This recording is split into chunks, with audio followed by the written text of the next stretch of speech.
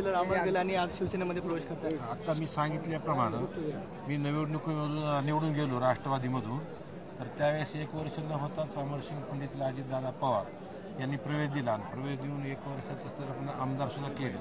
नंतर मी BJPमध्ये जाणार होतो तितक्यात लक्ष्मण पवार यांनी BJPमध्ये प्रवेश केला आणि त्यामुळं मला मित्रमंडळाचे आमच्या जवळजवळ 80-90 हजार मतदान माझ्या पाठीशी कायमचं राहिलेलं आहे.